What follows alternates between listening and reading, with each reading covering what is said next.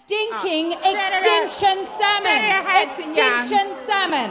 অস্ট্রেলিয়ার আইন প্রণেতা পার্লামেন্টের উচ্চকক্ষ সিনেটে বক্তব্য রাখার সময় একটি মৃত স্যামন মাছ উঁচিয়ে ধরে অভিনব কায়দায় সরকারের প্রস্তাবিত একটি আইনের বিরোধিতা করেছে ওজি এক সিনেটর।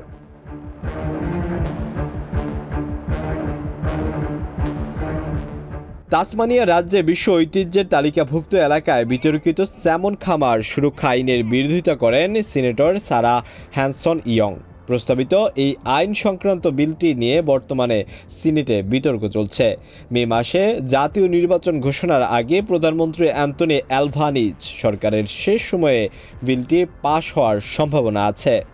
বুধবার পার্লামেন্টের প্রশ্ন পর্বে বিলটির সমালোচনা করেন গ্রিনস পার্টির সিনেটর সারা হ্যানসন ইয়ং। অভিযোগ করে বলেন, সরকার বাণিজ্যিক মৎস্য খামারের কারণে সৃষ্ট পরিবেশ দূষণ ঠেকাতে ব্যর্থ হয়েছে।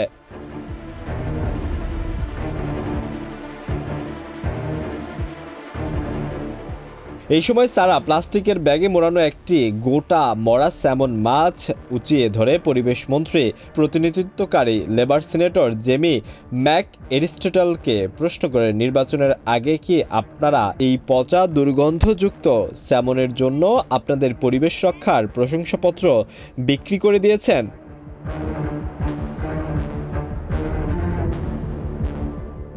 এরপর সিনেটর সারাকে অবিলম্বে পলিথিনে মোড়ানো মাছটি পার্লামেন্ট কক্ষ থেকে সরিয়ে নিতে বলা হয়। ওদিকে ম্যাক এরিস্টটল কটাক্ষ করে বলেন, আমি মনে করি অস্ট্রেলিয়ানরা তাদের জনপ্রতিনিধিদের কাছ থেকে এমন চমকবাজির চেয়ে আরও দায়িত্বশীল আচরণ আশা করেন। সরকারের প্রস্তাবিত আইন তাসমানিয়া রাজ্যের পশ্চিম উপকূলে বিশ্ব ঐতিহ্যের তালিকাভুক্ত ম্যাককুয়ারি হারবারে স্যামন মাছ চাষের খামারের নিশ্চয়তা দেবে এবং মানুষজন এর অনুমোদনকে আরও সহজে চ্যালেঞ্জ জানাতে পারবে না।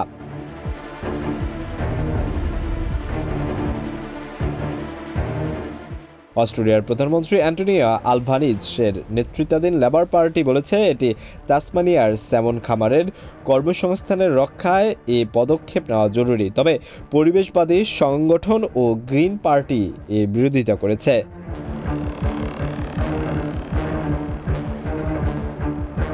তারা আশঙ্কা করছে স্যামন চাষ থেকে সৃষ্ট দূষণের ফলে সামুদ্রিক জীববৈচিত্র্য ক্ষতির মুখে পড়বে, বিশেষ করে বিরল ম্যাজিক্যাল স্কেচ প্রজাতির মাছ যা কেবল তাসমানিয়ায় ম্যাককুয়ারি বা বাথার্স্ট হারবারে পাওয়া যায়।